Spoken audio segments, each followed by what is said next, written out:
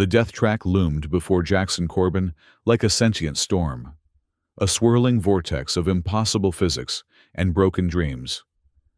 He gazed through the viewport of his jury-rigged racing pod, its patchwork hull bearing the scars of his desperation.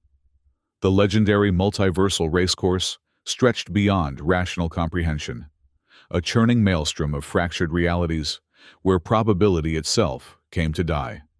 "Final safety check declined," announced the pod's AI, its synthetic voice tinged with what Jax could swear was disapproval. "Racer 717, please confirm deliberate override of all standard protocols."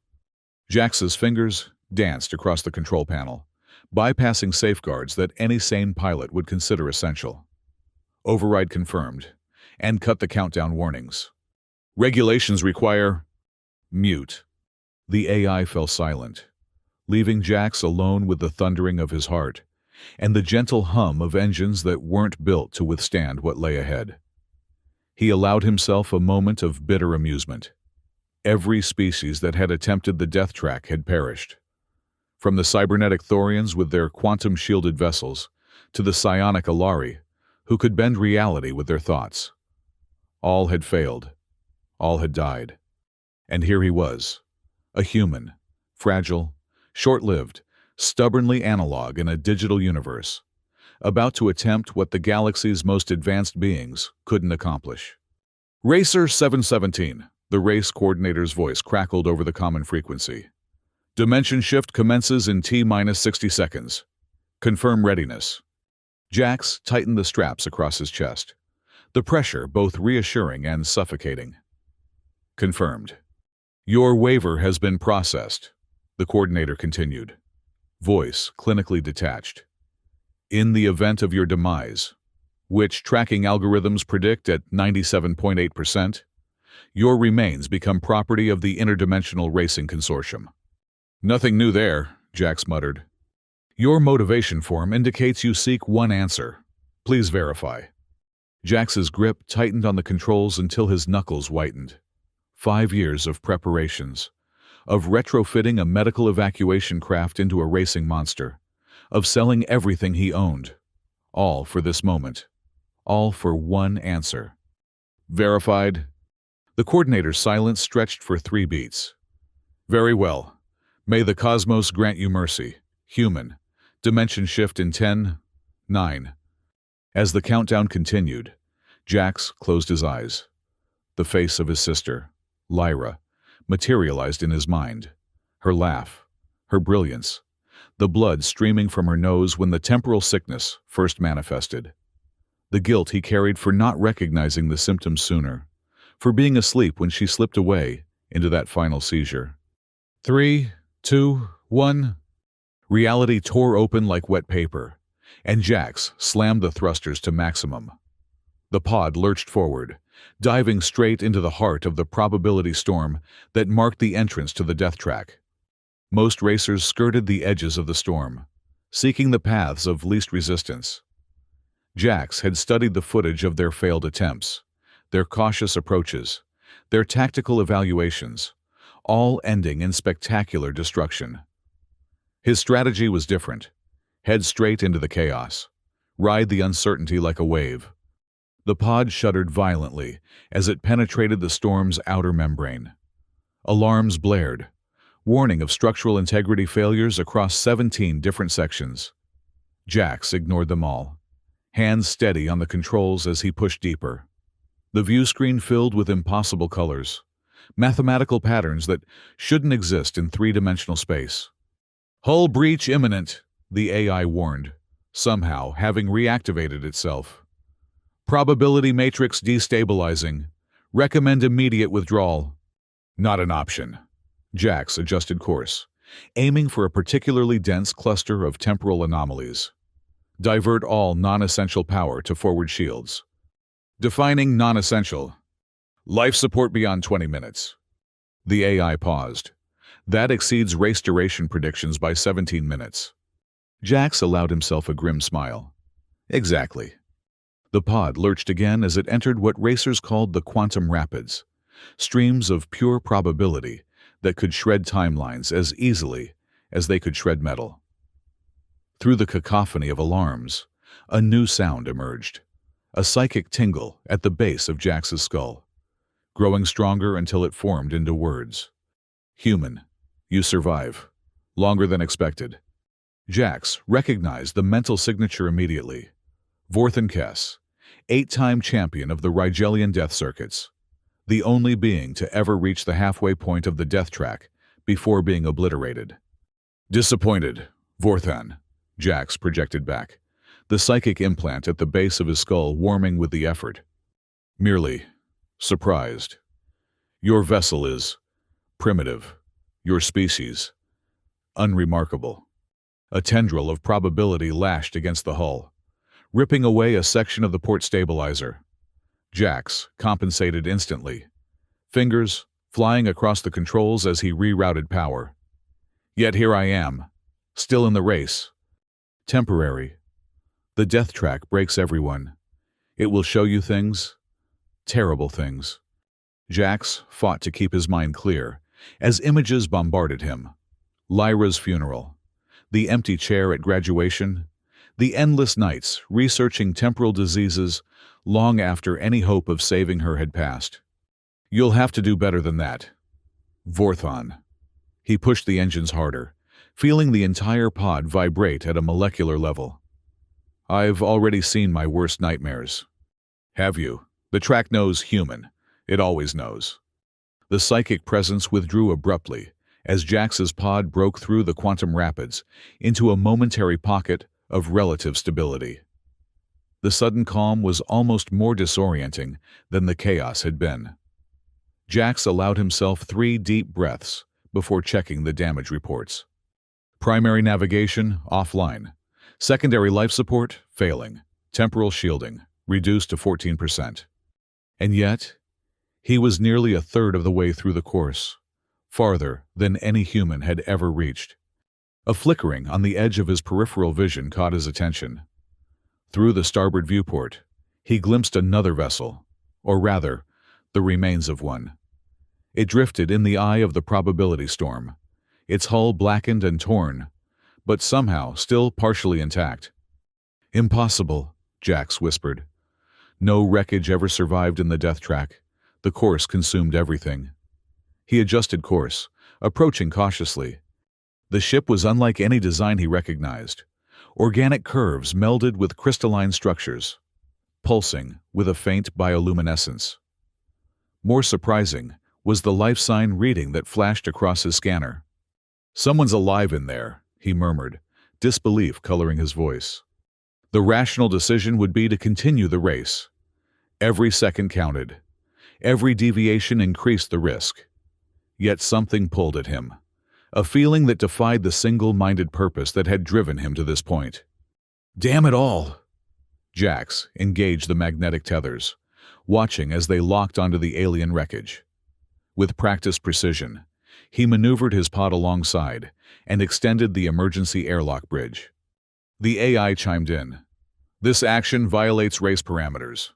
Show me where in the rulebook it says I can't rescue someone." Page 347, subsection 12. "All racers proceed alone and without assistance." "That prevents me from getting help, not giving it," Jax countered, already sealing his pressure suit. "Hold position."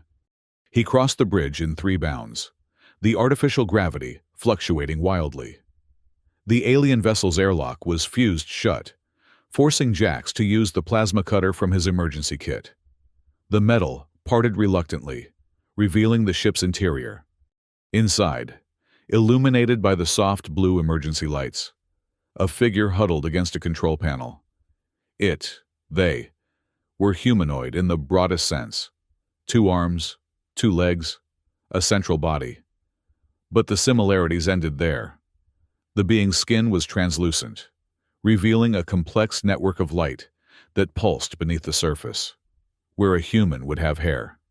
Delicate tendrils floated, each one tipped with a point of light, like a miniature star. The being raised its head, revealing eyes that contained what looked like spiral galaxies.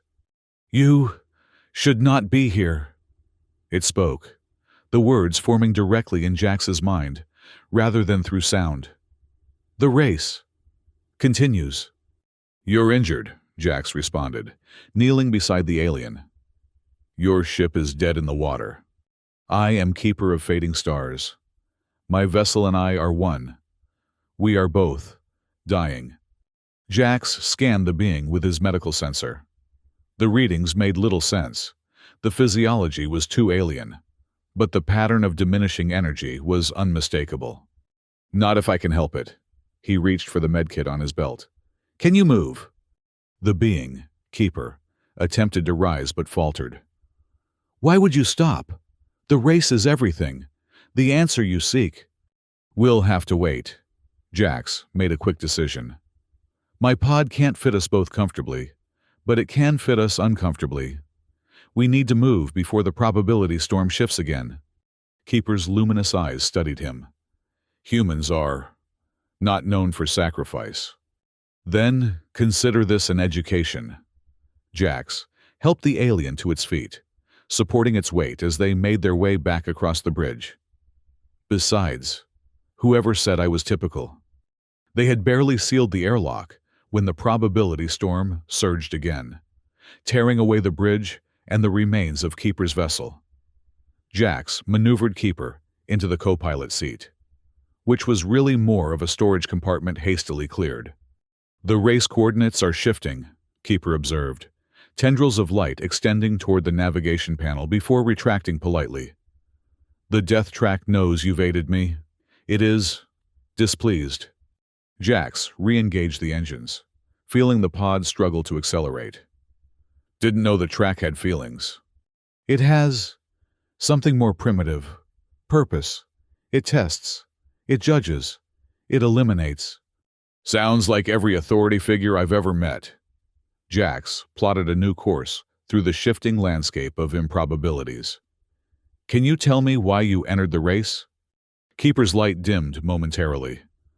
My civilization is gone. I am the last. I sought the answer to whether our essence persists beyond stellar death. The pod lurched as it entered a new phase of the track, one where causality itself seemed to stutter. Actions preceded their causes. Effects manifested before their triggers. Hold on, Jax warned, gripping the controls tighter. This is where the Thorians were shredded apart. You know the history of failures, Keeper observed, yet you race anyway. My sister, Jax said, the words escaping before he could consider them. She died of temporal sickness. I need to know if it was my fault, if in some alternate timeline. She's still alive because I made a different choice. The pod spun violently as reality inverted around them. For a sickening moment, Jax felt his consciousness split. Part of him was here, racing. Another part was back home, watching Lyra draw her final breath. Yet another was somewhere impossible, watching her grow old. Keeper's voice anchored him. Fascinating. You don't seek glory or power. You seek absolution. I seek the truth, Jax corrected, forcing his perceptions to reintegrate. Whatever it is. Truth, Keeper's lights pulsed thoughtfully, is rarely kind. They pushed onward, deeper into the death track than any previous racer had survived.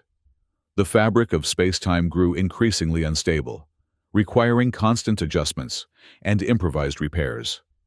Jax worked tirelessly, hands bleeding from where sharp edges had caught him during emergency fixes. Keeper proved to be an unexpected asset. The aliens' perception of quantum states allowed them to anticipate fluctuations seconds before they occurred. Just enough time for Jax to adjust course and avoid the worst of the probability waves. We approach the memory maze, Keeper announced as they cleared another hazard. No being has ever navigated its depths. Ahead, the death track transformed. Instead of the chaotic storm of probability, a structured labyrinth took shape, corridors of crystallized time twisting in impossible geometries. What exactly is the memory maze? Jax asked, slowing their approach. It is where the death track manifests your deepest regrets and greatest fears. It reads your timeline and recreates the nodes of highest emotional intensity. Jax's hands tightened on the controls. So it's going to show me Lyra. And more, Keeper's voice softened. It will show you paths not taken, choices unmade. Most racers who reach this point destroy themselves, either by attempting to change what cannot be changed, or by becoming lost in what might have been. Before Jax could respond, Vorthan's psychic presence slammed into his consciousness, far stronger than before. You surprise me again, human. And with a passenger? How deliciously against regulations. Back for another attempt at mind games. Vorthan, Jax projected, even as he guided the pod into the entrance of the memory maze. Not games. Truth. Your kind always carries such fascinating guilt. Let's examine yours, shall we? Pain lanced through Jax's skull as Vorthan's psychic probe tore through his mental defenses. Suddenly, he wasn't in the pod anymore, but standing in Lyra's hospital room. She lay in the bed, monitoring equipment beeping steadily around her, her once vibrant face now gaunt. You could have noticed sooner, Vorthan's voice came from Lyra's mouth, her eyes opening to reveal swirling darkness. The nosebleeds, the headaches, the missing time. You saw it all and did nothing.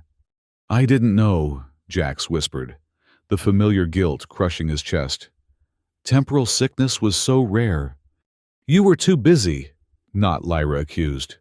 Sitting up, tubes and wires stretching grotesquely. Too focused on your own life to see mine slipping away. You were asleep when I needed you most. The scene shifted.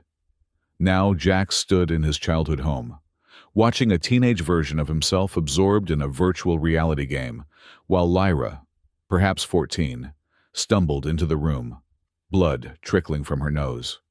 Jax, memory Lyra called, her voice uncertain. Something's wrong. I can't remember how I got home. Memory Jax didn't even remove his VR headset. Probably just zoned out. You've been studying too hard again. See how easily you dismissed her? Vorthan's voice echoed around him. The first symptom of temporal displacement. And you called it nothing. The guilt was overwhelming, suffocating. Jax fell to his knees, unable to deny the truth of what he was seeing. He had missed the signs. He had been absent when she needed him. Jackson. A different voice now, Keepers cutting through the illusion. This is the memory maze's power. It shows truth, but not complete truth.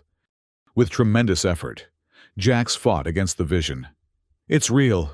These things happened. Yes, but they are single moments torn from context. Vorthan amplifies them, feeds them with your guilt. Another scene formed. Lyra's graduation day. She stood at the podium, valedictorian, her future bright before her.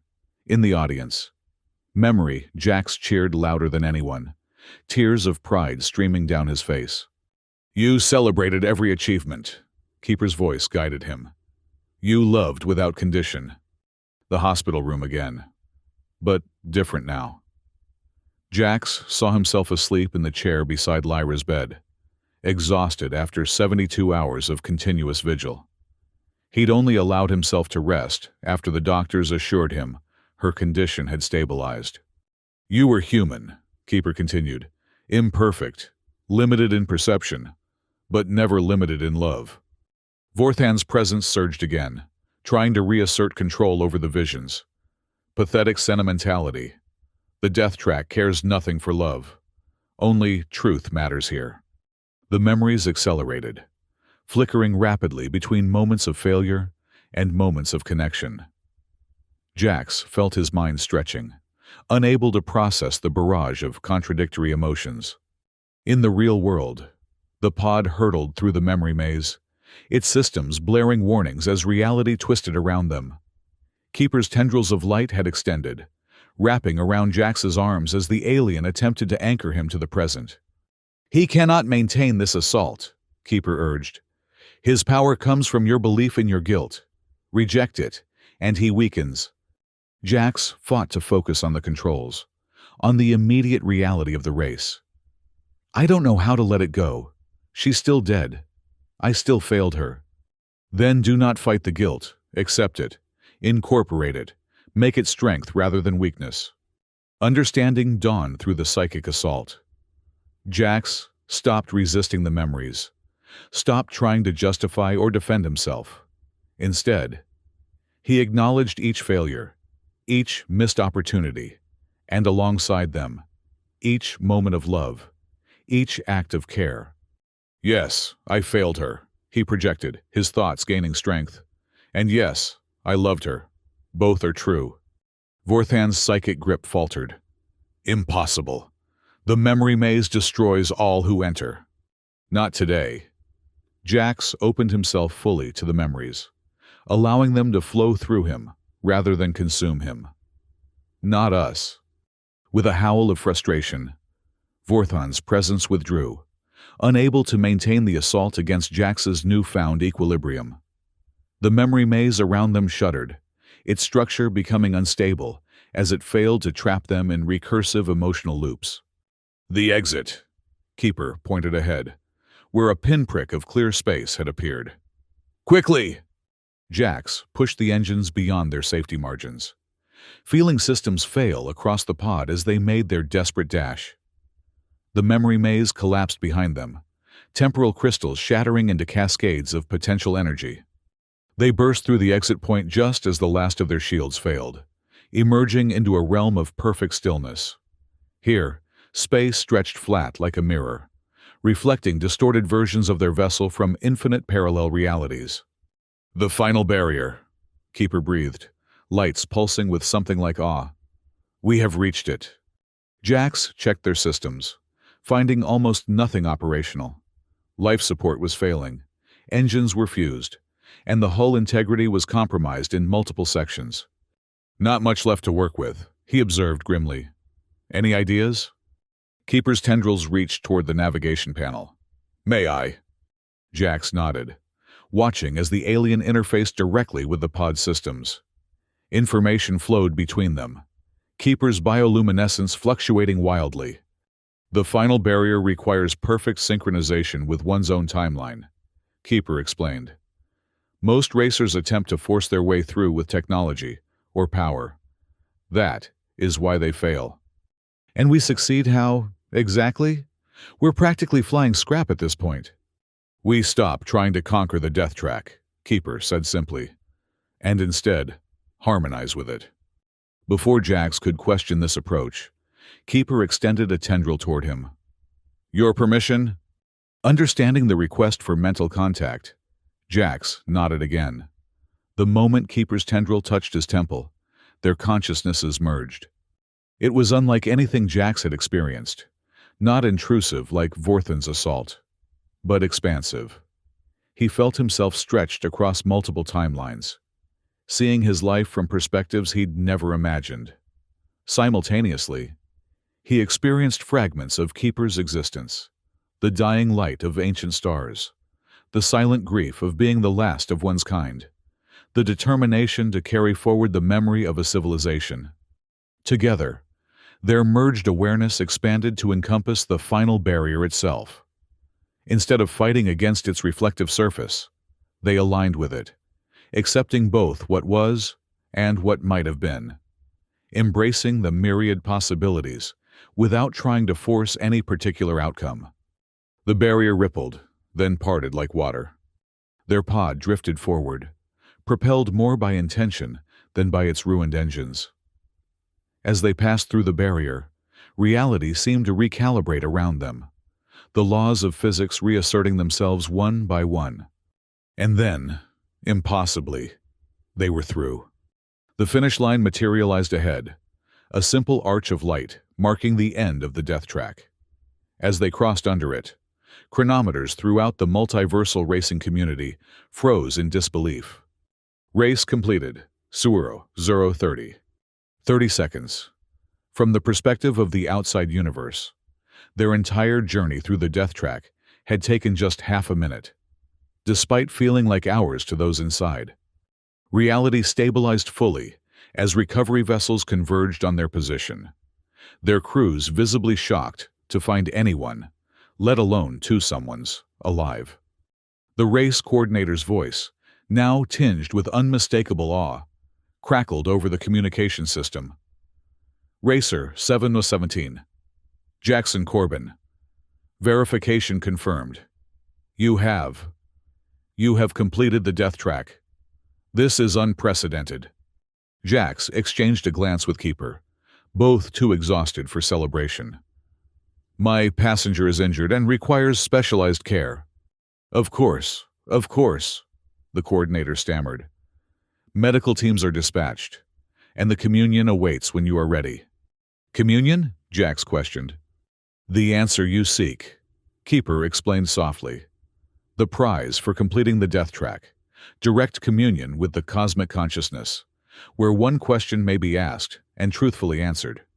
As medical teams swarmed their pod, separating them for treatment, Jax found himself pondering the question he had been so certain of asking. Was it really Lyra's fate he needed to know? Or was there something else, something he hadn't allowed himself to consider until now? Hours later, after medical regeneration and debriefing, Jax stood before the communion, a swirling nexus of pure information that hovered at the center of the race authority's sanctum. Keeper stood beside him, fully recovered and glowing with renewed vitality. Approach, Victor, intoned the Keeper of the Communion, a being whose form shifted continuously between different states of matter. Present your question to the cosmic consciousness. Jax stepped forward, feeling the weight of the moment. 5 years of preparation, of single-minded obsession, culminating in this opportunity. One question, one answer. And suddenly, with perfect clarity, he knew he didn't need it anymore. I forfeit my question, he announced. Murmurs of shock rippled through the assembled dignitaries and officials. The Keeper of the Communion froze mid-shift. This is irregular, they managed finally. The question is your right as Victor.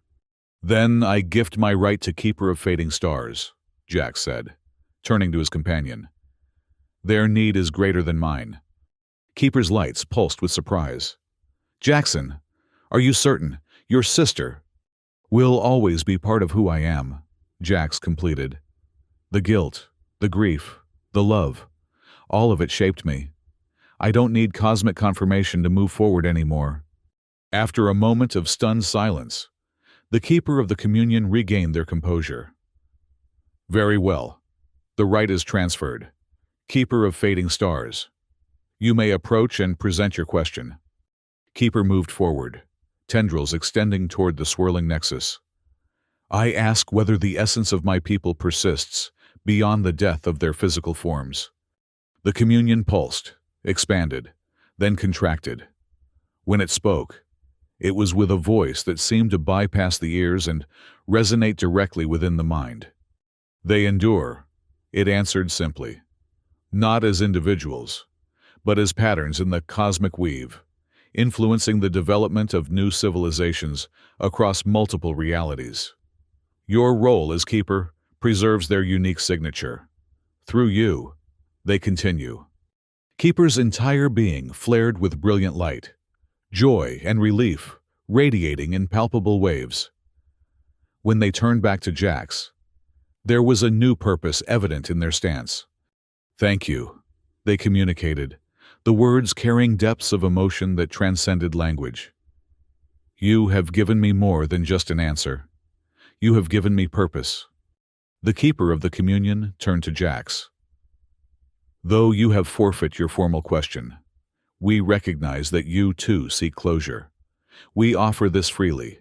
In the infinite multiverse, there exist timelines where your sister lived.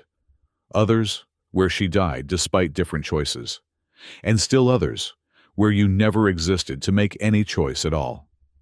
What remains constant across all possible timelines is the bond between you. This is the only truth that matters. Jax absorbed these words, feeling something long knotted within him finally release. Thank you.